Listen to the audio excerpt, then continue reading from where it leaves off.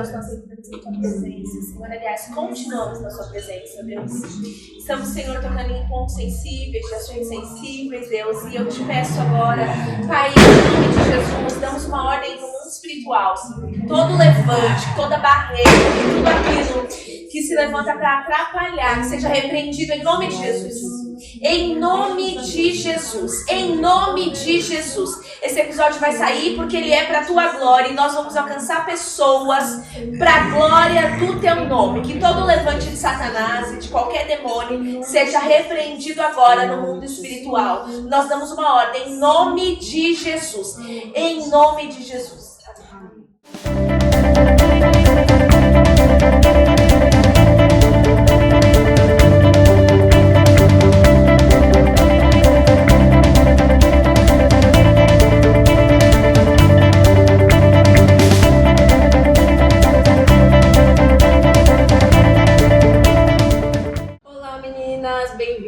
A mais uma temporada de Mesa Confluência, e esse mês, essa temporada, a gente vai falar sobre a mulher e sua identidade. E para isso, a gente vai trazer a psicóloga, a doutora Ana Paula, aqui para acrescentar na nossa Mesa Confluência. E esse episódio a gente vai falar sobre identidade e autoconhecimento, né, meninas? Sejam bem-vindas à nossa mesa. E aí, o que vocês pensam sobre identidade? Tá, para começar, abre o meu celular aqui com a sua face, com o seu rosto. Não tá? Eu acho que é o cabelo. O rosto. Testa você, porque eu acho que você parece mais comigo, né? O cabelo preto. Bom, o Face ID precisa do nosso rosto, da nossa identidade. E é muito interessante porque existem coisas que, embora nós sejamos um corpo, Deus colocou em cada um de nós, algo único, e que só abre com a nossa verdadeira identidade. Assim como o nosso celular só abre com o nosso rosto, a nossa missão, o nosso propósito, só abre com a nossa verdadeira identidade. É isso que a gente vai falar hoje, um pouquinho de identidade. Então vamos aproveitar que esse mês a gente tem aí com a gente a Ana Paula. E Ana, explica pra gente a respeito da visão da psicologia sobre a identidade. Bom, a gente acredita que a identidade ela é dada ao indivíduo a partir do momento que ele recebe um nome. Então ali ele já é diferenciado das demais pessoas. Existe um autor muito conhecido no universo da psicologia, que é o Antônio da Costa Ciampi. E ele aborda esse assunto e ele traz para nós que a identidade é uma construção social, ou seja, ao decorrer da vida, nós vamos desenvolver diversos papéis. E esses papéis que vão definir a minha identidade. E existem fatores que vão determinar isso. São eles a individualidade, a subjetividade e a singularidade de cada indivíduo. Com isso, eu consigo entender e definir o que é identidade. Ou seja, cada indivíduo é único. Eu sou única, você é única. Pode existir alguém parecido com você, mas ninguém é como você. Você é única nesse mundo. Você nasceu para desenvolver o seu papel. Isso te torna única. E quando se trata de autoconhecimento, né? Eu acho que a gente tem falado muito sobre isso na internet, assim, principalmente, né? Por onde eu começo o autoconhecimento? Porque às vezes a gente acha que é de uma forma e de repente as nossas relações sociais, nas nossas relações sociais, talvez as pessoas nos apresentem de uma outra forma. Mas quando eu quero ter autoconhecimento, por onde eu começo? A gente está falando, primeiro, autoconhecimento, quando a gente está falando sobre isso, a gente está falando sobre entender a si mesmo. Uhum. Vai abranger o conhecimento a teu respeito. Como que funciona isso? É eu ter acesso ao meu lado interno. Esse que é o problema, né? Isso. E quando eu acesso esse meu interior, esse meu lado interno, lá estão as minhas emoções, as minhas frustrações, as minhas experiências do passado. E eu vou ter contato com isso. Porém, é de extrema importância eu me encontrar, eu dar ouvido às minhas emoções. Por quê? Porque quando eu consigo organizar tudo isso dentro de mim, isso me leva a um caminho. Isso me leva ao caminho do meu propósito de vida. E quando eu encontro o meu propósito de vida, isso vai me levar, de uma certa forma, a uma felicidade genuína. Esse processo de autoconhecimento, ele não acontece do dia para a noite. Ele vai levar aí um tempo, é um processo onde a pessoa vai ter que se autoanalisar, dar voz às suas emoções. E nem sempre a gente consegue fazer É isso que eu ia falar. Eu acho que essa é a parte mais difícil, né? Porque a gente simplesmente sente, nem sempre a gente para pra se ouvir, né? Por que eu fiquei irritada em determinado momento? Por que eu fiquei triste em determinado momento? Por que de repente estava tudo bem e eu comecei a me sentir mal? A gente não tem muito... a gente não faz isso com frequência, né? E eu acho que talvez o caminho para se ouvir seja isso, né? A gente parar aí, por que aquela situação conseguiu mexer comigo? Qual é a raiz desse mal? Exato. E aí entra muito, eu acho que vale falar também, a questão da ajuda profissional, né? Sim. Temos aqui uma psicóloga, vou aproveitar para enaltecer essa profissão. Por quê? Por muitos anos a gente foi julgado, por muitos anos, eu digo nesse sistema igrejal, né? A igreja por muitos anos teve essa barreira com a psicologia.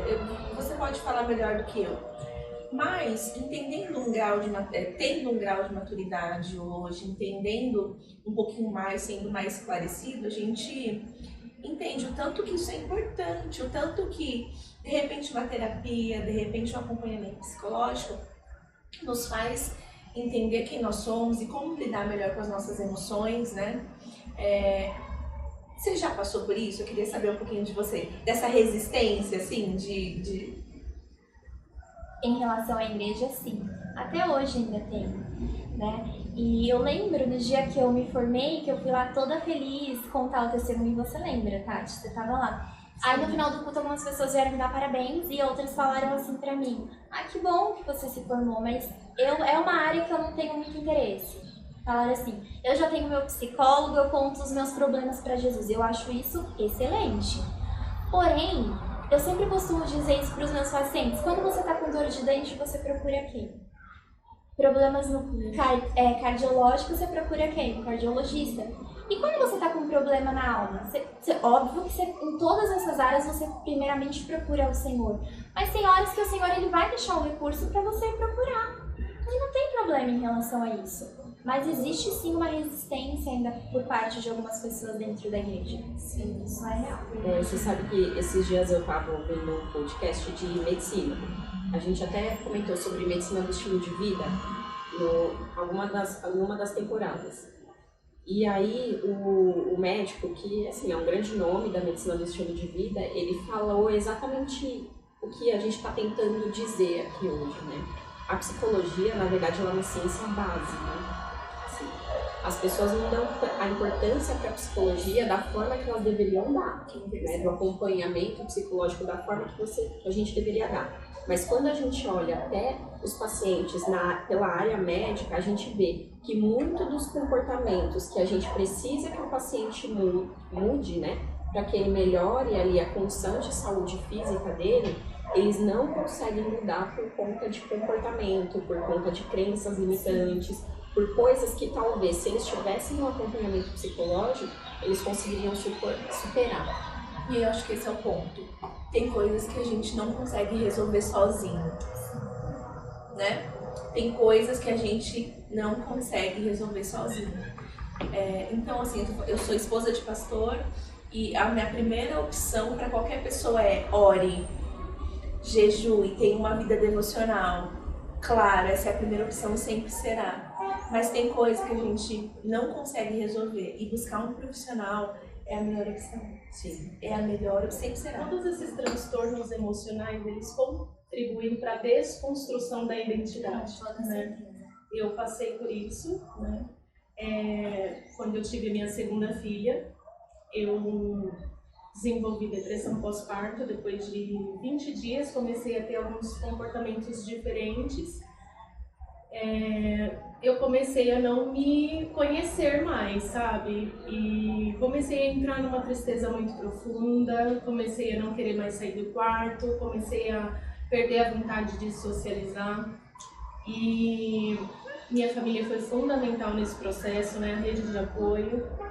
E eles me ajudaram no sentido de vamos procurar descobrir o que está acontecendo, né? Então a gente foi atrás de médicos especialistas no assunto, fomos atrás de terapia, fomos atrás de procedimentos que pudessem desenvolver o bem-estar. Mas eu lembro que quando eu estava passando por isso, é um poço muito fundo que você não consegue sair sozinho, né? E eu tentava entender o que estava acontecendo, eu buscava na internet soluções, sabe? Ou, poxa, eu tô sentindo isso, e aí eu tentava colocar os sintomas para ver se mais pessoas estavam sentindo. E uma coisa que eu lembro que eu achava muito era, eu estou com esses sintomas há 20 anos, há 30 anos, e eu falava assim, meu Deus, eu não quero ficar assim, sabe? Eu ficava desesperada, porque quanto mais o tempo passava, pior eu ia ficando, sabe? E aí, para resumir a história, né, a gente entrou com... É assim, né, a depressão, para bater o diagnóstico, é bem delicado, né? Existem vários fatores até realmente conseguir bater, a gente sabe disso. Mas a gente sabe que a depressão ela é uma doença que te paralisa, né? Que te tira do seu social, que te impede de reagir. E foi exatamente assim que eu fiquei. Eu cheguei num ponto que eu não conseguia mais cuidar da minha filha, eu não tinha mais prazer. Eu tive pensamentos suicidas. Então eu realmente fiquei bem debilitada, né?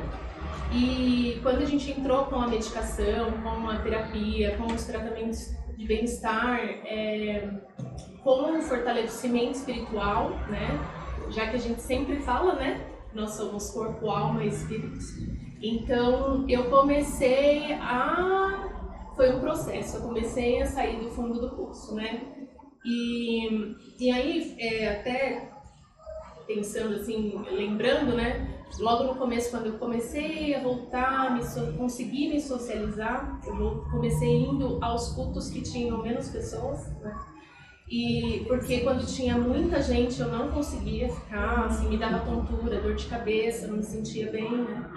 E aí em um dos cultos, eu sou cristã, né? Então a gente tem esse hábito, né, de frequentar a igreja. E aí, em um dos cultos, assim, na verdade, em vários cultos com pessoas diferentes, pessoas inclusive que não me conheciam, vinham orar por mim sem eu pedir, e Deus usava para falar que Ele ia me curar da depressão, sem a pessoa saber, sem as pessoas ao redor saber, porque como era uma situação que existe muito preconceito ainda, né? Dentro da igreja principalmente, foi algo que a gente manteve com mais sigilo, sabe? Só ali... Até pra te preservar. Então, só a família mais próxima, só algumas autoridades espirituais da minha casa sabiam, né? E acompanharam a gente nesse processo. E aí, Deus usou muitas pessoas para falar sobre isso, sobre a cura, né? E a minha alma se alegrava, mas eu entendo assim, Deus ele tem todo o poder, Ele pode fazer imediatamente, Ele tem poder para isso, mas eu também creio que Ele pode fazer como um processo, um dia após o outro, sabe? E quando eu estava passando por isso, uma coisa que um versículo sempre vinha na minha mente no mundo tereis aflições, mas tende bom ânimo, eu venci o mundo, sabe? E eu olhava para esse versículo sem força para nada e eu pensava, como eu vou ter bom ânimo neste momento? Eu não tenho forças, mas eu entendia que Deus estava falando para mim, você precisa se esforçar, nem que seja só um pouquinho. Você precisa, sabe? E foi aí que eu entendi que eu precisava buscar ajuda profissional, buscar medicamentos se fosse necessário, e foi necessário. Eu precisava buscar profissionais, a minha família, a rede de apoio, amigos, pessoas que pudessem me ajudar. Então eu queria, assim, aproveitar a oportunidade e talvez alguém esteja passando por uma situação dessa, né? Te incentivar a não se entregar para esse momento, porque a nossa tendência como ser humano, né? Se a gente for olhar, a gente não tem força mesmo.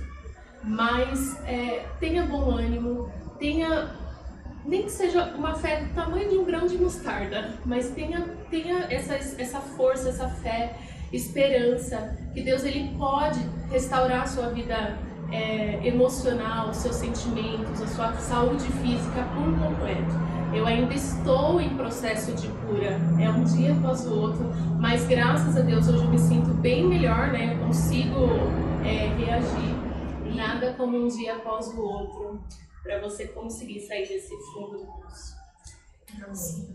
Que Deus te alcance, que essa palavra te alcance. Se você está precisando, recebe. Então, legal. E da onde que a gente começa para buscar ajuda? Que profissional que a gente recorre? Como que a gente reage em uma situação dessa? Boa pergunta. Quando você começar a identificar esses sintomas que ela citou aqui, você já tem que dar um sinal de alerta, né? Então você vai poder procurar um psicólogo, um psiquiatra, e esses profissionais, eles vão ali te conduzir de acordo com a sua necessidade. Se de repente você procura um psicólogo e ele identificar que você vai precisar tomar um medicamento, ele vai então te encaminhar para um psiquiatra. E ali ele vai te conduzir da forma necessária. A gente estudando a parte científica, tudo, eu acabo acompanhando alguns pacientes com depressão, com transtorno de ansiedade, com algumas outras doenças psiquiátricas, pelo fato de ser geriatra e ser clínica geral. E o que a gente estuda é que a espiritualidade, ela tem um peso muito importante em muitos tratamentos, né? Então a gente tem uma gama de estudos científicos, assim, não são estudos pequenos, é Harvard, é Oxford, é Duke, entendeu? É gente grande falando sobre o peso, sobre a importância da espiritualidade em tratamento, inclusive de doenças psiquiátricas, né? Então existe um ponto muito importante que é a espiritualidade como parte do tratamento.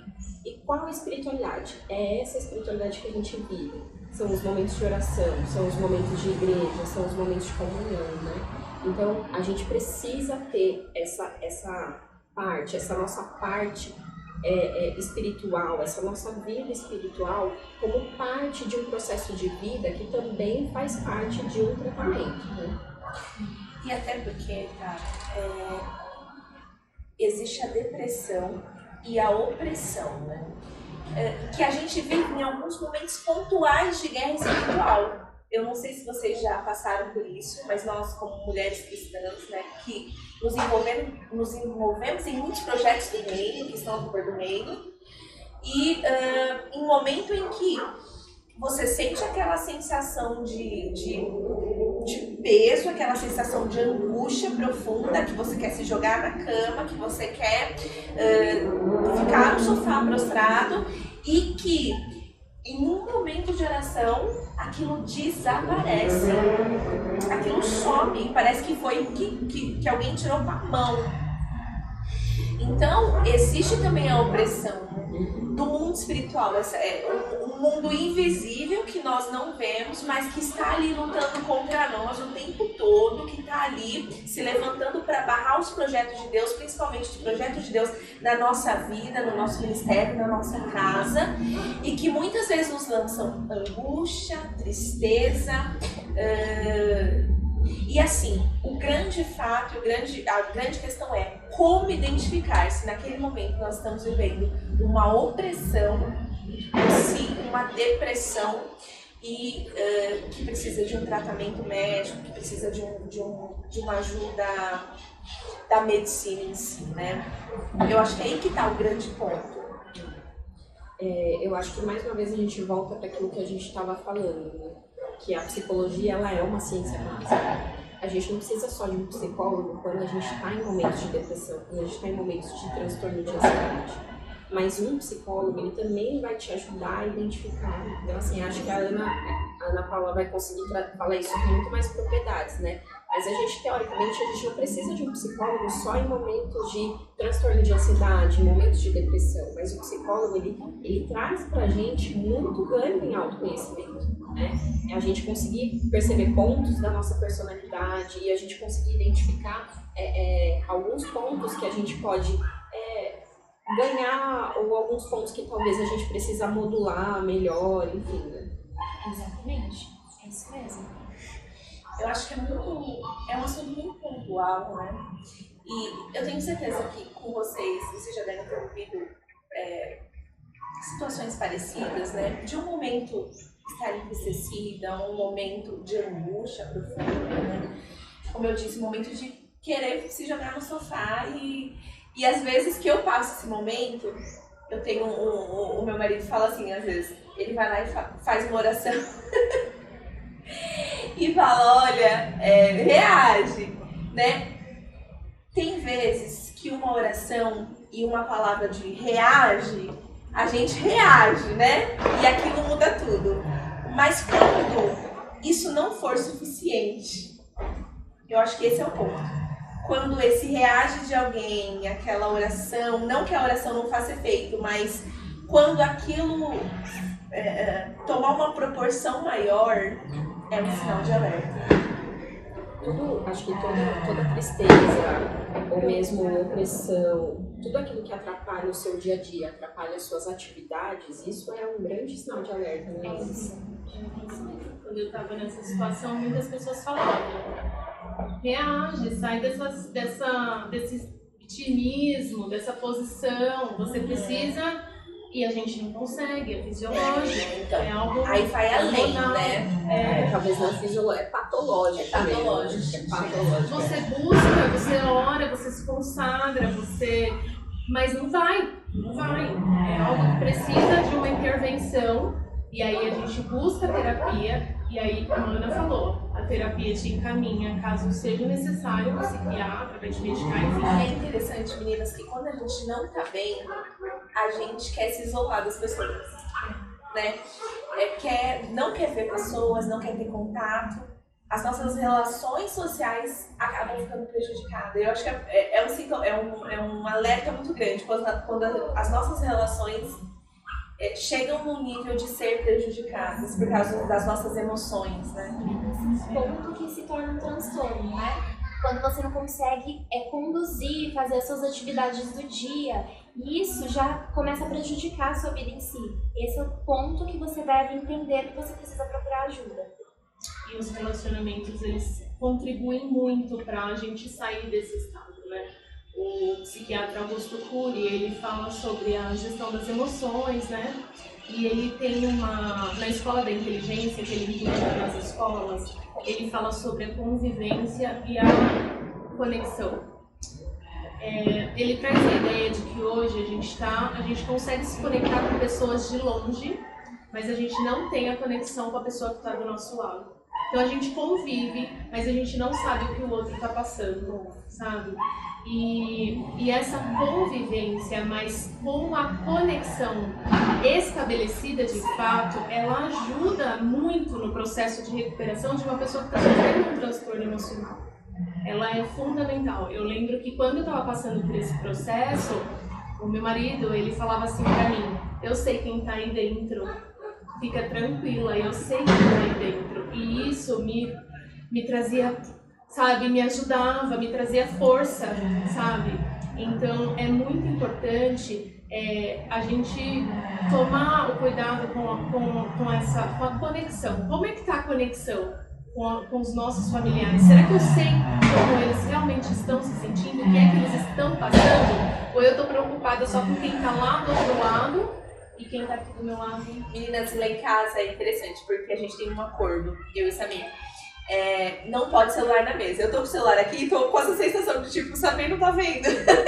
Porque a gente não permite celular na mesa. Porque realmente o celular nos afasta. Às vezes a gente tá... Samir chega do serviço, eu tô com a mesa posta, esperando pro café. E aí pega o celular. Se pegar o celular, já era. Passou o tempo, tem que ir pro culto, acabou. Aquele momento ali não vai voltar. E a gente não se conectou. Essa questão das relações sociais, ela é muito embasada também cientificamente como parte de vários tratamentos, assim, com base em saúde física e mental, né? A relação social, ela tem benefício comprovado em melhora da saúde física e mental. Então, assim, quando a gente fala de relação social, a gente não fala apenas de depressão, a gente não fala apenas de ansiedade, a gente fala de doenças crônicas não transmissíveis, que são, né? hipertensão, diabetes e até as complicações, né? De repente um paciente que precisa ali melhorar, né? Que precisa reverter ali alguma sequela de um AVC, enfim, de um infarto, de alguma coisa, quando ele tem relações sociais bem definidas, relações sociais saudáveis, ele tem um prognóstico melhor. É muito interessante porque, assim, as relações nos curam. Nos curam. Às vezes eu tô triste por alguma situação, eu vou pra casa da minha mãe, vou ficar com a minha família, com meu pai, eu fico abraçada com meu pai, de mão dada, aquilo me cura, que eu saio num grau de felicidade, de satisfação, parece que foi uma sessão de terapia, que parece que foi, sabe, um remedinho.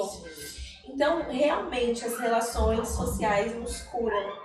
E o tanto que, nesses últimos tempos e que nesse século, as relações sociais estão prejudicadas. Estão sendo atacadas, né? E incentivado o afastamento, o isolamento. Ai, se alguém te magoa, então... né? Cancela, se afasta, deixa, bloqueia. Perdoe! Exatamente. Sabe? Eu acho que Perdoe! Quando a gente olha para a Bíblia, que a gente vê o maior exemplo que a gente tem, que é Jesus Cristo, ele sabia que ele ia ser traído e mesmo assim ele chama Judas de meu amigo. E ele não foi falso, era a natureza dele, sabe? E ele ensina isso pra gente. Vai totalmente contra a mão do que a gente vê hoje em dia. A sociedade, né? mostra, né? Mas você sabe que voltando a falar de autoimagem, a nossa autoimagem deve ser baseada nos ensinos bíblicos. Aí que tá o ponto. A nossa autoimagem deve ser baseada nos ensinos bíblicos e não na cultura atual. E aí a nossa identidade começa a ser... voltar pro eixo. É isso aí. É isso aí, meninas. Esse episódio foi conturbado, né? Vários cortes por barulhos aí, enfim, mas tudo tem um porquê, problemas técnicos.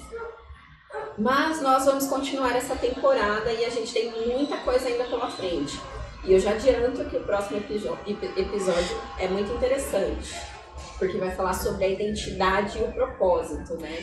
Então, o propósito que tem aí tanto embasamento científico e espiritual aí para um bem-estar, a gente vai conversar e vai colocar ele na nossa mesa com fluência. E vocês sempre bem-vindas. É Deus quem define a nossa identidade. Nós somos criados por Ele e nós vamos precisar sempre voltar para Ele. Amém. Que Deus abençoe. Tchau!